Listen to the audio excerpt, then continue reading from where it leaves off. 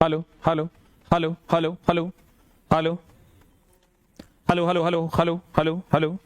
सबको मेरा प्रणाम है, नमस्कार है, क्या हाल चाल है आपके। चलिए जल्दी से शुरू हो जाइए और चलते हैं हम लोग 40 क्वेश्चन की ओर। पहला क्वेश्चन जो आपके स्क्रीन पर है वो ये रहा, एंजाइम होते हैं, एंजाइम डैश होते हैं। पहला क्वेश्चन कहता है एंजाइम डैश होते हैं जो जीवित कोशिकाओं के भीतर उत्प्रेरक के रूप में काम करते हैं। बताओ क्या होता है एंजाइम, क्या होता है, जल्दी से बता दो। एंजाइम एक प्रकार का प्रोटीन होता है जो जीवित कोशिकाओं के अंदर उत्प्रेरक का काम करता है। विटामिन सबको पता है, रोग प्रतिरोधक क्षमता देता है, रोग प्रतिरोधक क्षमता देता है, रोग प्रतिरोधक क्षमता देता है। कौन देता है? विटामिन। विटामिन में भी कौन? Vitamin C. कैल्शियम की अगर बात करें ये हड्डी में पाया जाता है। कैल्शियम कहां पाया जाता है दोस्त मेरे? हड्डी में पाया जाता है। कार्बोहाइड्रेट की अगर हम बात करें, कार्बोहाइड्रेट की अगर हम बात करें दोस्त मेरे, ऊर्जा प्रदान करता है ये। कार्बोहाइड्रेट ऊर्जा प्रदान करता है। कैल्शियम कहां पाया जाता है दोस्त मेरे? हड्डी में पाया जाता है। हड्डी में सबसे अधिक मात्रा में क्या पाया जाता है?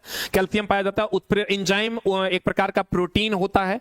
एंजाइम एक प्रकार का प्रोटीन होता है जो जीवित कोशिकाओं के भीतर उत्प्रेरक के रूप में काम करता है। एंजाइम एक प्रकार का प्रोटीन होता है जो जीवित कोशिकाओं के अंदर उत्प्रेरक का काम करता है। कार्बोहाइड्रेट एक प्रकार की ऊर्जा है। कैल्शियम हड्डी में पाया जाता है। विटामिन रोग प्रतिरोधक क्षमता।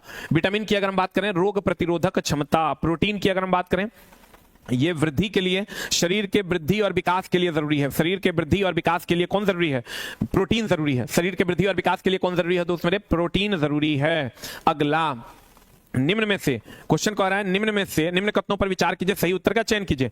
आयनित यौगिक सामान्यतः भंगुर होते हैं और दाब आरोपित करने पर टुकड़ों में टूट जाते हैं। सही है कि गलत है? जल्दी बताओ, आंसर बताओ। एकदम सही है। आयनित यौगिक बोले तो NaCl। NaCl भंगूर होते हैं और जब इस पर आप दाब, नमक के टुकड़े, नमक का एक गोला ले लीजिए, उस पर दाब लगाइएगा, चकनाचूर हो जाएगा। What is the answer? जल्दी बताओ, व्हाट इज द आंसर? ये एकदम सही है। कहता है आयनित यौगिक का गलनांक और क्वथनांक निम्न होता है। एकदम गलत है। आयनित यौगिक का गलनांक और क्वथनांक क्या होता है? उच्च होता है। सहसंयोजक यौगिक का गलनांक और क्वथनांक निम्न होता है। ये क्वेश्चन आपको LP इस बार पूछा है कि सहसंयोजक यौगिक का गलनांक और क्वथनांक क्यों निम्न होता है? क्योंकि उसके अंतर आणविक आकर्षण बल कमजोर होते हैं। तो बताओ जल्दी से आंसर क्या हो जाएगा? What is the answer? D for dog. कथन एक सत्य है। कथन एक एकदम सत्य है। आयनिक यौगिक, नमक का ढेला ले लो, वो दबाओगे तो वो चकनाचूर हो जाएगा क्योंकि वो भंगूर होता है। अगला, मानव रक्त के निर्माण के लिए इनमें से किसकी आवश्यकता होती है? जल्दी बता। सबको पता है रक्त में क्या होता है? लोहा, कोबाल्ट, साइनोकोबालामीन, दैट इज निकेल, जंगरोधी बनाने के लिए। तांबा, तड़ित में हम लोग तांबा का उपयोग करते हैं और थिंग में हम लोग तांबा का उपयोग करते हैं। और थिंग में हम लोग किसका उपयोग करते हैं? तांबा का उपयोग करते हैं। रक्त में हीमोग्लोबिन होता है। हीमोग्लोबिन में क्या होता है? आयरन होता है। रक्त में हीमोग्लोबिन होता है। हीमोग्लोबिन में क्या होता है दोस्त मेरे? आयरन होता है। अगला, कहते हैं स्लैग्ड लाइम बनाने के लिए जल के साथ प्रबलता से अभिक्रिया करता है। कौन? Slagged lime. जब ये कह दिया दोस्त मेरे, मतलब हो गया CaOH Hol2। CaOH Hol2 ये बनाने के लिए जल के साथ कौन? CaO जब H2O से अभिक्रिया करेगा ना तब ये बना देगा CaOH Hol2।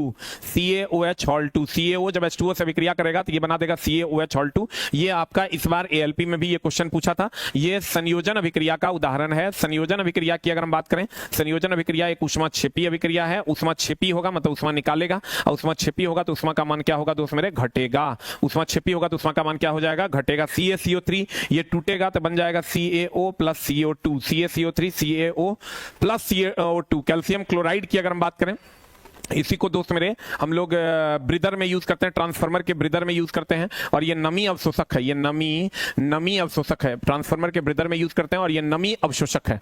ट्रांसफार्मर के ब्रीदर में यूज करते हैं और ये नमी अवशोषक के रूप में काम करता है। हम कोशिश करेंगे चला 150 से 200 क्वेश्चन पढ़ा दिया जाए। संयोजन अभिक्रिया जल्दी से लिख।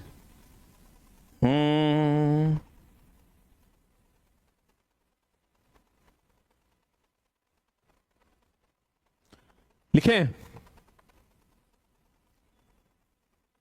अगला अगला अगला कहता है 1 सेंटीमीटर लंबी वस्तु है। 1 सेंटीमीटर, कितना सेंटीमीटर लंबी वस्तु है दोस्त मेरे? 1 सेंटीमीटर लंबी वस्तु को एक 8 सेंटीमीटर फोकस दूरी वाले उत्तल लेंस के मुख्य अक्ष पर 12 सेंटीमीटर की दूरी पर रखा जाता है। निर्मित प्रतिबिंब की ऊंचाई 1 सेंटीमीटर लंबी वस्तु है। हाइट ऑफ द ऑब्जेक्ट दिया हुआ है। हाइट ऑफ द ऑब्जेक्ट दिया हुआ है। हाइट ऑफ द ऑब्जेक्ट दिया हुआ है। कितना सेंटीमीटर? 1 सेंटीमीटर लंबी एक वस्तु है। 8 सेंटीमीटर फोकस दूरी वाले, फोकस दूरी इसका कितना है दोस्त मेरे? उत्तल लेंस है। 8 सेंटीमीटर फोकस दूरी वाले उत्तल लेंस है। उत्तल लेंस की फोकस दूरी हमेशा पॉजिटिव होती है।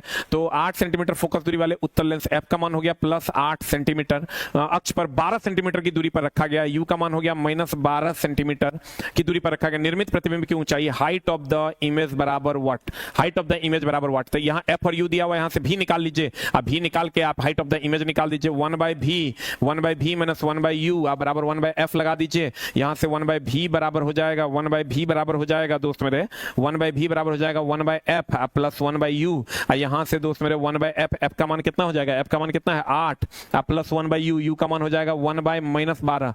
इसको सॉल्व करिए, देखिए -12, u का मान हो जाएगा -12। इसको सॉल्व कीजिएगा कितना आता है देखो तो 1/v बराबर, इसको सॉल्व कीजिएगा 12×8 है 96, 12 और 8 का एलसीएम कितना हो जाएगा 24, 8×3 24, 3 - 2 बराबर हो जाएगा 1/24। यहां से भी का मान अगर निकालोगे तो भी का मान आ जाएगा 24 सेंटीमीटर, और यहां से हम अगर आवर्धन निकालते हैं तो m बराबर हो जाता है, लेंस है इसलिए v/u बराबर हाइट ऑफ द इमेज बटा हाइट ऑफ द ऑब्जेक्ट। यहां से v का मान दिया हुआ है 24, u का मान दिया हुआ है तुमको कितना -12 बराबर height of the image, height of the image नहीं दिया हुआ है, हाइट ऑफ द ऑब्जेक्ट दिया हुआ है 1। यहां से 12 दूनी 24 काट देंगे, -2 सेंटीमीटर, यानी 2 centimetre is the right answer. देखो इतना आ रहा है क्या?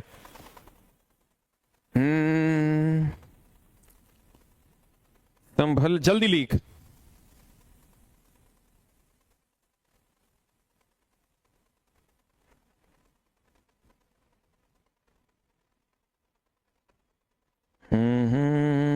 नेट का दिक्कत है क्या? बफरिंग हो रहा है क्या?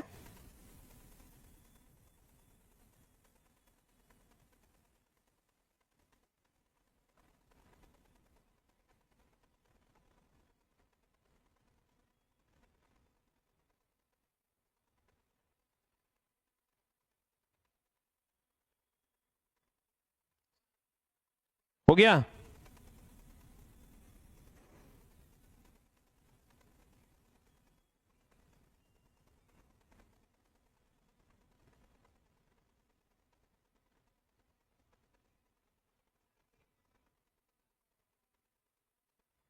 हो गया? एग्जाम सिटी क्लियर हो गया क्या? ग्रेड 1 का क्लियर हुआ है? कम्युनिटी में लिंक भी डाल दिए हैं, वहां से आप अपना एग्जाम सिटी देख सकते हैं। अगला क्वेश्चन पे चलते हैं दोस्त मेरे। जो प्रोसेस है, सब लोग एकदम अब तैयार हो जाओ। कहते हैं 12 किलोग्राम द्रव्यमान की एक वस्तु जमीन से निश्चित ऊंचाई पर है। यदि वस्तु की स्थितिज ऊर्जा इतना है तो जमीन से वस्तु की ऊंचाई का मान क्या होगा? कुछ नहीं करना है, पोटेंशियल एनर्जी बराबर लगा देना है mgh। पोटेंशियल एनर्जी का मान हो गया 480 जूल, m का मान हो गया 12, g का मान हो गया 10, h का मान निकालना 12-120, 12×4 = 48। देखो h का मान 4 मीटर आता है क्या? 12-120, 0 कट जाएगा, 12×4 = 48, 12 दूनी 24, 24 दूनी 48, 4 आ रहा है क्या? आ रहा है क्या? 4 इज द राइट आंसर। कुछ नहीं करना है, बस put and get the result. Answer बता दो जल्दी से। निम्नलिखित में से कौन सा बिंदु हमेशा लेंस के मुख्य अक्ष पर स्थित होता है? लेंस का जो मुख्य अक्ष होता है वहां पर कौन सा बिंदु स्थित होता है? ये जो लेंस का मुख्य अक्ष है इस पर कौन कौन सा? एक तो ऑप्टिकल सेंटर, प्रकाशीय केंद्र, उसके बाद एक फोकस, और दूसरा वक्रता केंद्र। तो बताओ, अपवर्तन बिंदु होगा, प्रकाशीय केंद्र होगा, आपतन बिंदु होगा? क्या होगा आंसर?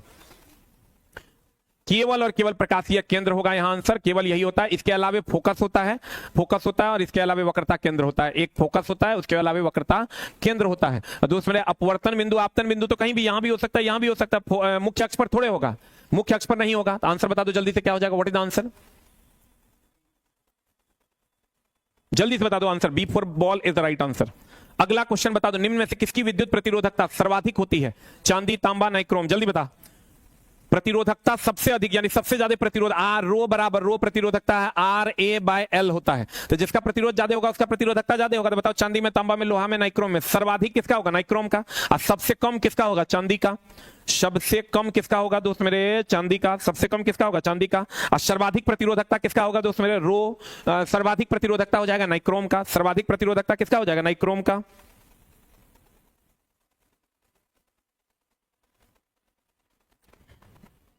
हो गया? अगला, रक्त में निम्नलिखित में से कौन सा घटक थक्कों के निर्माण में सहायक होता है? तो सब मरा देगा, बता answer. Platelet is the right answer. RBC होगा नहीं, आरबीसी के कारण रक्त लाल होता है। प्लाज्मा सभी चीजों का, खाद्य पदार्थों का संवहन करता है। खाद्य पदार्थ का संवहन, वहन जो है, खाद्य पदार्थ का वहन कौन करता है दोस्त मेरे? प्लाज्मा करता है। खाद्य पदार्थ का वहन कौन करता है? प्लाज्मा करता है। खाद्य पदार्थ का वहन कौन करता है? प्लाज्मा करता है। डब्ल्यूबीसी होगा नहीं, डब्ल्यूबीसी हो गया श्वेत रक्त कनिका। अगला सोडियम एक अभिक्रियाशील धातु है जो खुले रखे जाने पर डैश के साथ अभिक्रिया करके विस्फोट के साथ आग पकड़ लेता। बता क्या होगा? कोई भी चीज आग पकड़ेगा तो किसकी उपस्थिति में? ऑक्सीजन की उपस्थिति में। कोई भी चीज दोस्त मेरे आग पकड़ेगा तो किसकी उपस्थिति में आग पकड़ेगा? ऑक्सीजन की उपस्थिति में आग पकड़ेगा। कोई भी चीज। सबसे अधिक दहनशील कौन होगा? हाइड्रोजन। सबसे अधिक दहनशील कौन होगा दोस्त मेरे? हाइड्रोजन। निम्न में से कौन सा कोशिकांग अमीबा में जल की मात्रा को बनाए रखने के लिए उत्तरदायी होता है? बता answer. What is the answer? कहते हैं निम्नलिखित में से कौन सा कोशिकांग अमीबा में जल की मात्रा को बनाए रखने के लिए उत्तरदायी होता है? संकुचनशील राजधानी। इसका काम है दोस्त जल की मात्रा, वैक्यूल्स इसको बोलते हैं, वैक्यूल्स। वैक्यूल्स जल की मात्रा को बनाए रखता है। जल की मात्रा बनाए रखता है। जल की मात्रा बनाए रखता है। जल की मात्रा क्या करता है दोस्त मेरे? बनाए रखता है। आंसर प्लाज्मा झिल्ली होगा नहीं। वैक्यूल्स का काम है दोस्त मेरे जल की मात्रा को क्या करना? बनाए रखना। And the next question is, अगला क्वेश्चन है, इनमें से कौन सा किसी परमाणु की संयोजकता निर्धारण में निर्णायक भूमिका निभाता है? बताओ क्या होगा आंसर? इनमें से कौन सा किसी परमाणु की संयोजकता के निर्धारण में निर्णायक भूमिका निभाता है? What is the answer? ए की भी किसी बाह्यतम कोष के इलेक्ट्रॉन की संख्या, बाह्यतम कक्षा का जो इलेक्ट्रॉन होता है वही निर्णायक भूमिका निभाता है। बताओ आंसर क्या होगा? What is answer? इनमें से कौन सा किसी परमाणु की संयोजकता को निर्धारित करने में निर्णायक भूमिका निभाता है? आंसर हो जाएगा बाह्यतम कोष के इलेक्ट्रॉन की संख्या। एल कोष का नहीं, सबसे आंतरिक कोष का। सबसे आंतरिक कोष का नहीं होगा। अब बाह्यतम कोष के इलेक्ट्रॉन से ही ना संयोजी इलेक्ट्रॉन और संयोजकता का निर्माण होता है। अब बताओ वर्ग में हमेशा क्या समान होता है? वर्ग में समान होता है। बताओ वर्ग में समान होता है। वर्ग में समान होता है। एक ऑप्शन होगा संयोजी इलेक्ट्रॉन, एक ऑप्शन होगा दोस्त मेरे संयोजी इलेक्ट्रॉन, दूसरा होगा संयोजकता, संयोजी इलेक्ट्रॉन, संयोजकता। तीसरा होगा रासायनिक गुण, तीसरा होगा रासायनिक गुण। चौथा होगा ऑल, चौथा हो जाएगा दोस्त मेरे ऑल। आंसर बता दो, what is the answer?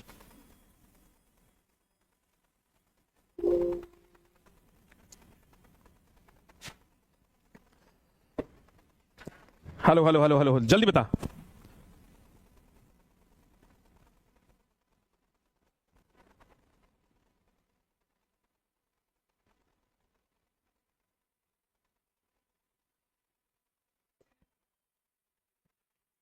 Answer बता दो जल्दी से, क्या हो जाएगा? वर्ग में समान होता है संयोजी इलेक्ट्रॉन, संयोजकता या रासायनिक गुण। क्या होगा जल्दी से बता दो answer. What is answer? 1 2 3 4 all is the right answer. अगला, विद्युत ऊर्जा की व्यावसायिक इकाई क्या है? विद्युत ऊर्जा की व्यावसायिक इकाई सबको पता होगा, किलोवाट घंटा। किलोवाट घंटा इज द राइट आंसर। विद्युत ऊर्जा की व्यावसायिक इकाई जो होती है वो किलोवाट घंटा होती है। विद्युत ऊर्जा की व्यावसायिक इकाई क्या होती है दोस्त मेरे? किलोवाट घंटा होती है। और सबको पता है 1 किलोवाट घंटा बराबर होता है 3.6 into 10 to the power 6 joule. 1 kilowatt घंटा बराबर होता है 3.6 into 10 to the power 6 joule. तुमको जो दोस्त मेरे पूछा है 1 किलोवाट बराबर पूछा है 1000 वाट। 1 किलोवाट बराबर पूछा है, क्या पूछा है दोस्त मेरे? 1000 वाट। 1 किलोवाट घंटा बराबर 3.6 into 10 to the power 6 joule. 1 kilowatt घंटा बराबर 3.6 into 10 to the power 6 joule होता है। जल्दी लिख।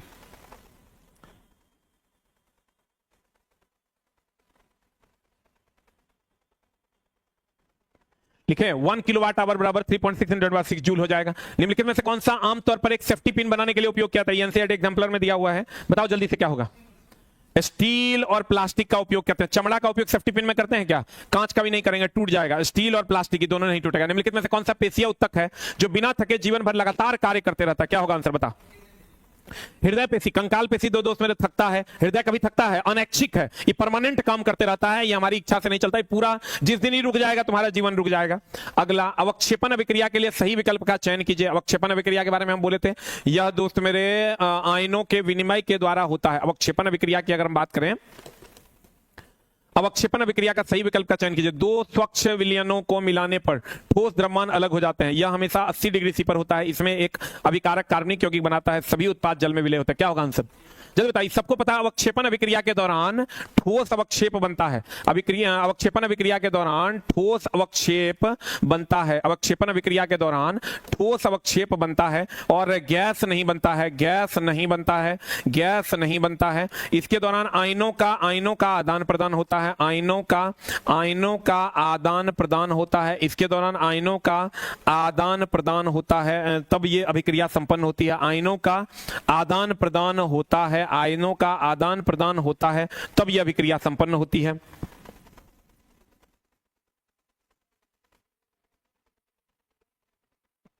हो गया। आयनों का क्या होता है दोस्त मेरे, आदान प्रदान होता है। और ठोस अवक्षेप बनता है, गैस नहीं बनता है। ठोस अवक्षेप बनता है, क्या नहीं बनता है, गैस नहीं बनता है। और इसमें आयनों का क्या होता है दोस्त मेरे, आदान प्रदान होता है। और ये द्विविस्थापन अभिक्रिया का एक उदाहरण है, जिसके अंतर्गत आपको बेरियम सल्फेट इस बार पूछा था। बेरियम सल्फेट एक सफेद अवक्षेप देता है, बेरियम सल्फेट एक सफेद अवक्षेप देता है। लेड आयोडाइड की बात करोगे, ये पीला अवक्षेप देता है। लेड आयोडाइड एक पीला अवक्षेप देता है। और सिल्वर क्लोराइड का प्रकाश की उपस्थिति में टूटना प्रकाशीय अपघटन कहलाता है। ये भी क्वेश्चन थोड़ा पूछा था। अगला अगला अगला आंसर बता दो क्या हो जाएगा। कहते हैं अवक्षेपण अभिक्रिया के सही विकल्प का चयन कीजिए। दो स्वच्छ विलयनों को मिलाने पर ठोस द्रव्यमान अलग हो जाते हैं। यह अवक्षेपण अभिक्रिया का उदाहरण है। अगला, HCl के साथ कॉपर ऑक्साइड की अभिक्रिया के लिए निम्नलिखित में से कौन सा कथन सही है, बताओ जल्दी से क्या हो जाएगा। What is the answer. HCl के साथ कॉपर ऑक्साइड CuO, इसकी अभिक्रिया करेंगे, बता क्या बन जाएगा। CuCl2 बनेगा। बढ़िया देख लो, HCl के साथ CuO की अभिक्रिया करेंगे तो क्या बन जाएगा, CuCl2 बन जाएगा। क्या बन जाएगा दोस्त मेरे, CuCl2 बन जाएगा। क्या हो जाएगा आंसर, जल्दी बता। C for cat is the right answer. अगला, निम्नलिखित में से किस स्थिति में कोई अवतल दर्पण बिंब से बड़ा वास्तविक प्रतिबिंब बना सकता है। वास्तविक प्रतिबिंब कह रहा है, तो वास्तविक प्रतिबिंब तो तब यह बनेगा, कौन दर्पण है, अवतल दर्पण है। ये दोस्त मेरे अवतल दर्पण है। और कह रहा है ये P है, ये F है और ये C है। कह रहा है बिंब से बड़ा वास्तविक प्रतिबिंब, निम्नलिखित में से किस स्थिति में कोई अवतल दर्पण बिंब से बड़ा वास्तविक प्रतिबिंब बना सकता है। बिंब से बड़ा क्या बना सकता है दोस्त मेरे, वास्तविक प्रतिबिंब बना सकता है। निम्नलिखित में से किस स्थिति में अवतल दर्पण बिंब से बड़ा वास्तविक प्रतिबिंब बना सकता है। तो वास्तविक प्रतिबिंब बिंब से बड़ा बनाने के लिए सेंटर और या तो यहां होगा, क्योंकि सेंटर पर होगा तो बराबर होगा, या तो फोकस पर होगा। तब बताओ आंसर क्या हो जाएगा। What is the answer, what is the answer. या तो सेंटर और फोकस के बीच में, या तो फोकस पर। बताओ, वास्तविक कह रहा है, आंसर बता। जब बिंब दर्पण और फोकस, दर्पण के फोकस और वक्रता केंद्र के बीच हो, यहां पर होगा। सेंटर पे इधर रहेगा तो छोटा बनेगा, इधर रहेगा तो बड़ा बनेगा, सेंटर पे रहेगा तो बराबर बनेगा। आंसर। अगला, जब प्रकाश हवा से होते हुए जल में प्रवेश करता है तो उसकी बदल जाती है। दोस्त मेरे, जल में प्रवेश कर रहा है ना, हवा से, जब प्रकाश हवा से होते हुए जल में प्रवेश कर रहा है, ध्यान देना, जब प्रकाश हवा से होते हुए जल में प्रवेश कर रहा है। हवा से होते हुए कहां प्रवेश कर रहा है दोस्त मेरे, जल में प्रवेश कर रहा है। हवा से होते हुए कहां प्रवेश कर रहा है, हवा से होते हुए कहां प्रवेश कर रहा है दोस्त मेरे, जल में प्रवेश कर रहा है। तो हवा से होते हुए जब जल में प्रवेश करेगा तो क्या होगा, हवा से होते हुए जल में मतलब विरल से सघन में जा रहा है, सघन में जा रहा है तो क्या होगा, जल्दी बताओ। डैश बदल जाएगी, आवृत्ति नहीं बदलती है, एक माध्यम से दूसरे माध्यम में जाएगी तो क्या बदल जाएगा, तरंग दैर्घ्य बदल जाएगा, गति और तरंग दैर्घ्य दोनों बदल जाएगा, दोनों बदल जाएगा। खाली आवृत्ति नहीं बदलता है, बाकी सब बदल जाएगा। सघन में जाएगा तो सब कुछ घट जाएगा, विरल में जाएगा सब कुछ क्या हो जाएगा, बढ़ जाएगा। और एक माध्यम से दूसरे माध्यम में जाएगा तो खाली क्या नहीं बदलेगा, आवृत्ति नहीं बदलेगा। खाली क्या नहीं बदलेगा दोस्त मेरे, आवृत्ति नहीं बदलेगा। आजा आजा आजा आजा आजा अगला, अगला क्वेश्चन बता दो क्या हो जाएगा। What is the answer. कहते हैं दी गई अभिक्रिया में निम्नलिखित में से कौन सा कथन सत्य है। ये दिया हुआ है, अब कह रहा है कौन सा सत्य है। आयरन धातु ऑक्सीकृत हो रहा है, एकदम ऑक्सीजन जुट रहा है तो ऑक्सीकृत हो रहा है, सही बात है। फिर कह रहा है जल अपचयित हो रहा है, जल से ऑक्सीजन हट रहा है, तो ऑक्सीजन हट रहा है दोस्त मेरे, ऑक्सीजन हट रहा है तो अवकरण हो रहा है, अवकरण हो रहा है तो अब ऑक्सीकरण उपचयन अपचायक, अवकरण अपचयन अपचयन उपचायक उपचायक उपचायक उपचायक। तो बता क्या हो जाएगा, ये सही है कि गलत है। जल का अपचायक अपचयन हो रहा है, अपचायक हो रहा है कि उपचयित हो रहा है, अपचयित हो रहा है कि अपचायक हो रहा है, जल का अपचयित हो रहा है। देखो जल का अपचयन हो रहा है, ये भी सही है क्योंकि इसमें ऑक्सीजन हट रहा है, ये भी सही है, ये भी सही है। अब ये तब जब ये सही है तो ये गलत हो जाएगा। जल ऑक्सीकारक के रूप में काम करता है, दोस्त मेरे जकरा में ऑक्सीजन हटता है वो उसका अवकरण होता है, वही ना ऑक्सीकारक होता है। तो आंसर जल्दी से बता दो, ये भी सही है। तो 1, 2 और 4 इज द राइट आंसर। अगर आपको नहीं पता है तो आप जान लीजिए, ऑक्सीकरण ऑक्सीकरण ऑक्सीकरण उपचयन उपचयन ऑक्सीकरण उपचयन अपचायक, ऑक्सीकरण उपचयन अपचायक अवकारक, ऑक्सीकरण उपचयन अपचायक अवकारक में ऑक्सीजन जुड़ता है और हाइड्रोजन हटता है। और दोस्त मेरे अगर हम अवकरण की बात करें, अवकरण की बात करें, अवकरण की बात करें, अवकरण अपचयन अपचयन अपचयन उपचायक उपचायक ऑक्सीकारक ऑक्सीकारक ऑक्सीकारक ऑक्सीकारक, इसमें ऑक्सीजन हटता है और हाइड्रोजन जुटता है, ऑक्सीजन हटता है और हाइड्रोजन क्या होता है, जुटता है। जल्दी लिख। ऑक्सीकरण, उपचयन, अपचयक, अवकारक। अवकरण, अपचयन, उपचयक, ऑक्सीकारक। इसमें ऑक्सीजन जुड़ता घटता है, हाइड्रोजन जुड़ता है। इसमें आओगे तो ऑक्सीजन जुड़ता है, हाइड्रोजन हटता है। अब गौर से देख लो, तेरा सब आंसर मिल जाएगा। इतने पर मामला है, इतने पर दोस्त मेरे मामला है। पढ़ना ही तेरा चला धर्म है, हर हाल में पढ़ना होगा, दूसरा कोई उपाय नहीं है। एकमात्र उपाय है कि पढ़ाई, दूसरा कोई उपाय अगर तुरा लगता है तो गड़बड़ है। ये तुम समझ लो दोस्त, जब अगर ये तुम्हारे पास नहीं आया और इसके थ्रू तुमको कुछ नहीं मिला तो जीवन तो नर्क से भी ज्यादा बदतर हो जाएगा। इसलिए कलम को एकदम अपना बना लो। अगला इसका स्क्रीनशॉट ले लीजिए। अगले क्वेश्चन की ओर चलते हैं। आधुनिक आवर्त सारणी में धात्विक गुणों की प्रवृत्ति के संबंध में इनमें से कौन सा कथन सही है? सब दोस्त मेरे पढ़ के जाओ, कुछ भी छोड़ के मत जाना, इसलिए कि सब आपके लिए जरूरी है। आधुनिक आवर्त सारणी में धात्विक गुणों की प्रवृत्ति के संबंध में इनमें से कौन सा कथन सही है? धात्विक गुण आवर्त में नियत रहता है। बताओ जल्दी से आंसर। धात्विक गुण आवर्त में घटता है, आवर्त में घटता है, एकदम सही। और समूह में नीचे की ओर जाने पर नियत रहता है, नियत नहीं रहता है, बढ़ता है। धात्विक गुण आवर्त में बढ़ता है, बढ़ता कैसे? आवर्त में तो घटता न है, क्योंकि इधर दोस्त मेरे होता है धातु, इधर धातु, इधर होता है अधातु। तो इधर जाने पर तो दोस्त मेरे धात्विक गुण घटेगा, इधर आने पर बढ़ता है। आंसर हो जाएगा डी फॉर डॉग। इधर धातु होता है, इधर अधातु, तो इधर से इधर जाओगे धात्विक गुण घटेगा और अधात्विक गुण ऊपर से नीचे आने पर बढ़ेगा। Answer answer answer answer. इधर से इधर जाने पर धात्विक गुण घटेगा, इधर से इधर आने पर धात्विक गुण क्या हो जाएगा? बढ़ जाएगा। आंसर।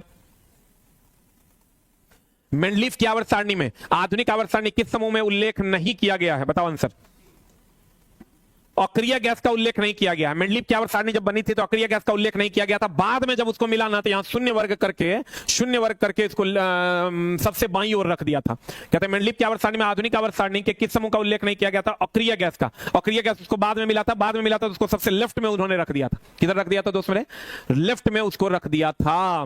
आंसर हो जाएगा कैल्कोजन नहीं, निट्रोजन, सब कुछ नहीं, अक्रिय गैस। जब एक वस्तु ऊपर की ओर फेंके जाने पर शीर्ष पर पहुंचता है तो इसका सबको पता होगा दोस्त मेरे, एनसीईआरटी का क्वेश्चन भी है। अगर शीर्ष पर पहुंचेगा, नीचे से ऊपर अगर किसी वस्तु को फेंकते हैं तो शीर्ष पर पहुंचने पर इसका वेग 0 हो जाएगा और हर बिंदु पर जी का मान 9.8 या 10 मीटर पर सेकंड स्क्वायर होगा, क्योंकि गुरुत्वीय त्वरण का मान हर जगह नियत रहता है। बता आंसर क्या होगा? What is the answer? जल्दी बताओ, व्हाट इज द आंसर? वेग शून्य होता है और इसका त्वरण लगभग 10 मीटर पर सेकंड स्क्वायर होता है। कहता है शीर्ष पर पहुंचता है, यहां जब नीचे से ऊपर जाएगा शीर्ष पर पहुंचेगा तो वेग का मान 0 होगा और त्वरण का मान लगभग 10 मीटर पर सेकंड स्क्वायर होगा। और जब ये ऊपर से नीचे गिरता है तो वेग का मान, प्रारंभिक वेग का मान 0 होगा और जी का मान 10 मीटर पर सेकंड स्क्वायर होगा, 10 मीटर पर सेकंड स्क्वायर होगा।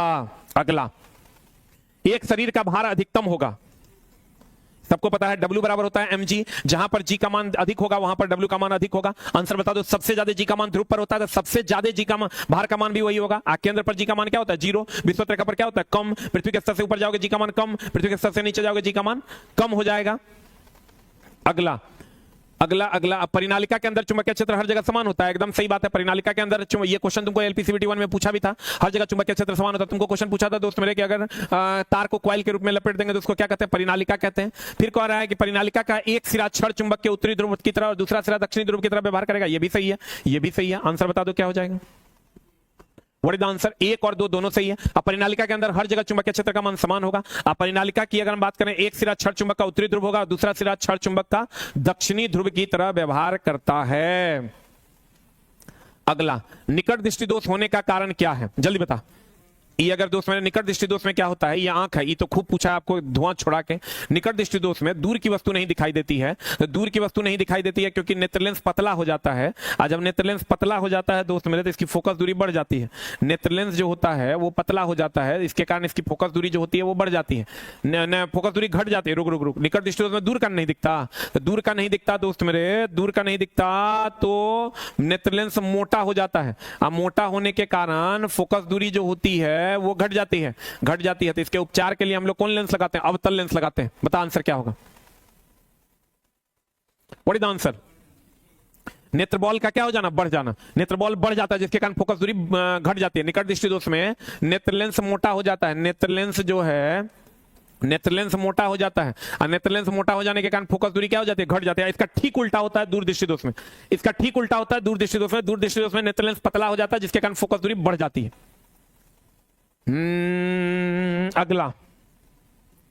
अगला कहता है HF हवा में जलता है और H2O और SO2 देता है। सही है कि गलत? देखो Hs नहीं होगा, यहाँ H2S होगा।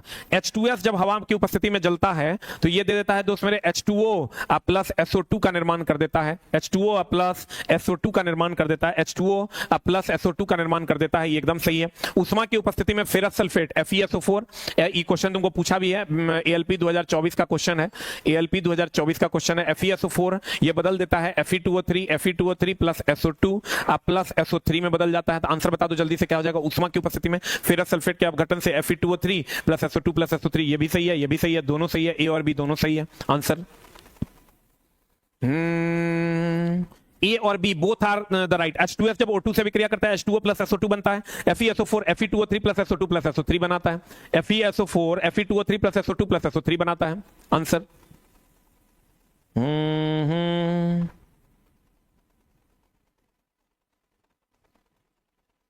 अगला अगला अगला कहता है गैल्वेनोमीटर परिपथ संयोजित होने पर डैश की उपस्थिति की सूचना देता है। गैल्वेनोमीटर धारा की उपस्थिति की सूचना देता है, आमीटर धारा को नापता है, पोटेंशियोमीटर वोल्टेज को नापता है, वोल्टमीटर विभवांतर को नापता है। बता आंसर क्या हो जाएगा, व्हाट इज आंसर।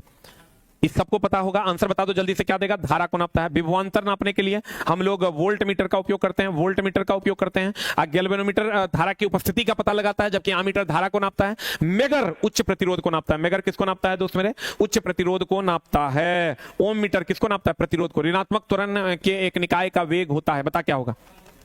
ऋणात्मक त्वरण होगा तो वेग का मान कम हो जाएगा, धनात्मक त्वरण होगा तो वेग का मान बढ़ जाएगा। ऋणात्मक त्वरण होगा तो वेग का मान घट जाएगा, और धनात्मक त्वरण होगा तो वेग का मान क्या होगा, बढ़ जाएगा। क्वथनांक अधिक होगा, बता। ये तो दोस्त तुमको याद रखना होगा, बताओ answer, what is answer. N pentane का अधिक होता है। आइसोब्यूटेन, नॉर्मल ब्यूटेन, आइसोब्यूटेन जो होता है एलपीजी का मुख्य घटक है। एलपीजी का मुख्य घटक है, एलपीजी का मुख्य घटक है। और दोस्त मेरे मीथेन की अगर हम बात करें, मीथेन बायोगैस, मीथेन की अगर हम बात करें तो बायोगैस और सीएनजी का मुख्य घटक है। मीथेन बायोगैस और सीएनजी का मुख्य घटक है। मीथेन बायोगैस और सीएनजी का मुख्य घटक कौन है, मीथेन है। बायोगैस और सीएनजी का मुख्य घटक कौन है दोस्त मेरे, मीथेन है। नॉर्मल ब्यूटेन, आइसोब्यूटेन एलपीजी का मुख्य घटक है। नियोपेंटेन की अगर हम बात करें, नियोपेंटेन की अगर हम बात करें, इसका क्वथनांक अधिक होता है। क्वथनांक अधिक उसी का होता है जिसमें बॉन्ड की संख्या ज्यादा होती है। बॉन्ड की संख्या ज्यादा होगी तो क्वथनांक ज्यादा होगा, क्योंकि उसको तोड़ने में अधिक बल लगाना पड़ेगा। बताओ तो अभिक्रियाशीलता किसकी ज्यादा होती है, अभिक्रियाशीलता अधिक किसकी होती है, अभिक्रियाशीलता अधिक किसकी होती है। सिंगल बॉन्ड, दूसरा है डबल बॉन्ड, तीसरा है ट्रिपल बॉन्ड। अभिक्रियाशीलता किसकी अधिक होती है, सिंगल बॉन्ड की, डबल बॉन्ड की, ट्रिपल बॉन्ड, जल्दी बताओ।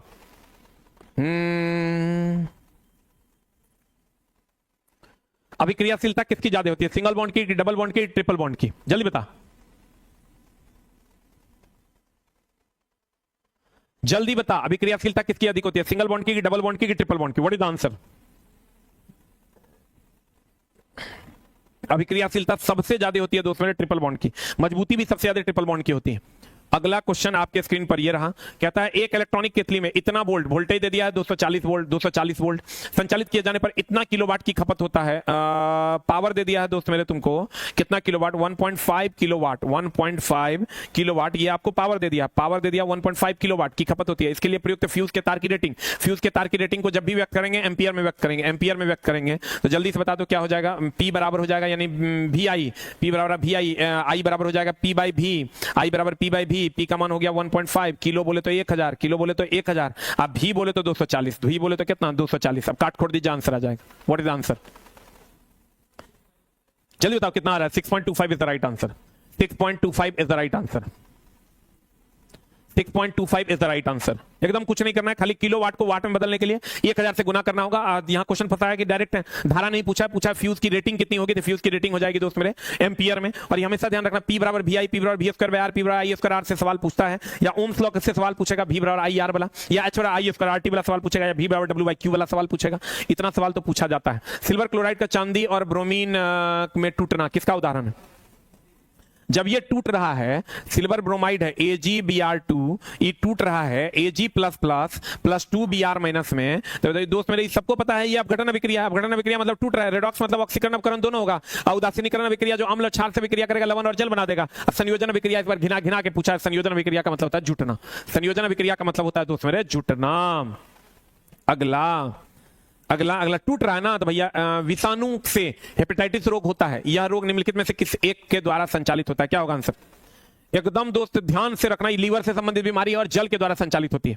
जल के द्वारा संचालित होती है, वायु से नहीं, भोजन से नहीं, संपर्क से भी नहीं होता है। अगला, निम्नलिखित में से क्या विद्युत चुंबक की चुंबकीय शक्ति को प्रभावित नहीं करेगा? बता आंसर। विद्युत चुंबक है, विद्युत चुंबक वह चुंबक होता है जिसमें करंट देंगे और उसमें चुंबकीय गुण आ जाएगा तो उसको हम लोग विद्युत चुंबक के नाम से जानते हैं। अगर मान लो ये तार है और इसमें तो उसमें हम करंट देते हैं तो इसमें चुंबकीय गुण आ जाएगा तो उसी को हम लोग विद्युत चुंबक कहते हैं। कहता कौन प्रभावित नहीं करेगा? कुंडली में फेरों की संख्या एकदम करेगा, आकृति भी करेगा, आकार भी करेगा, धारा का मान भी करेगा, कुंडली के स्थापन की दिशा नहीं करेगा, ये गलत है। कुंडली में से प्रवाहित धारा भी करेगा, आध्यात्मिक कोर की लंबाई भी करेगा, फेरों की संख्या भी करेगा, आकार भी करेगा, क्षेत्रफल भी करेगा, धारा का परिमाण भी करेगा, लपेटों की संख्या भी करेगा, लेकिन उसकी दिशा का कोई प्रभाव नहीं पड़ेगा। अगला कहता है किसी पदार्थ का अपवर्तनांक भिन्न भिन्न माध्यमों में प्रकाश का संचलन के सापेक्ष डैश का संबंध दिया जा सकता है। बता क्या होगा?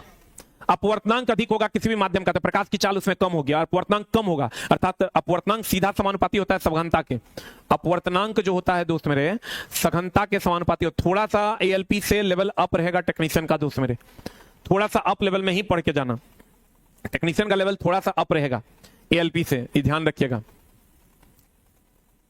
कहते हैं तो किसी पदार्थ का अपवर्तनांक भिन्न भिन्न माध्यमों में प्रकाश के संचरण के सापेक्ष डैश से संबंध किया जा सकता है। अपवर्तनांक जो होता है दोस्त मेरे सघनता के समानुपाती होता है, अपवर्तनांक सघनता के समानुपाती होता है, और जब अगर अपवर्तनांक ज्यादा होगा तो सघन होगा, सघन होगा तो प्रकाश की चाल कम होगी, अपवर्तनांक कम होगा तो विरल होगा, विरल होगा तो प्रकाश की चाल अधिक होगी। क्या हो जाएगा आंसर? बता। चाल इज द राइट आंसर। कहता किसी पदार्थ का अपवर्तनांक भिन्न भिन्न माध्यमों में प्रकाश के संचरण के सापेक्ष डैश से संबंधित है, चाल से संबंधित है या सघनता से संबंधित है?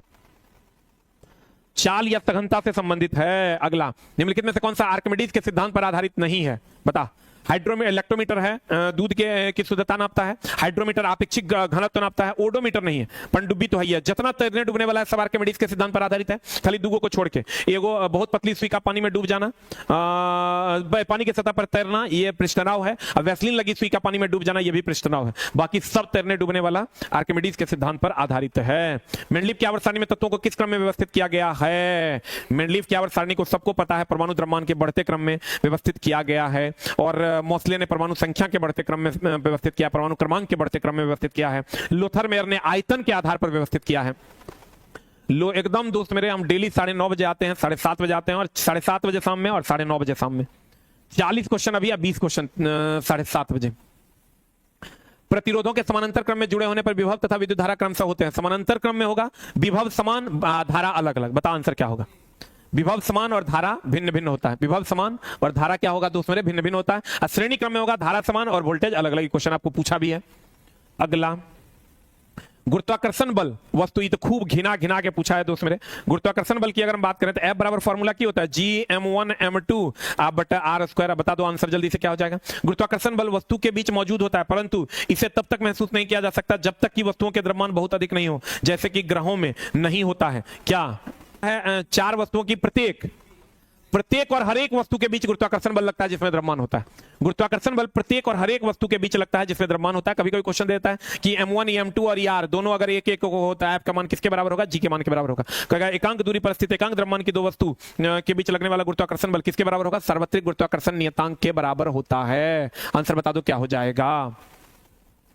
प्रत्येक और हर एक। और है द लास्ट, निम्नलिखित में से कौन सी ऊर्जा सदैव धनात्मक होती है?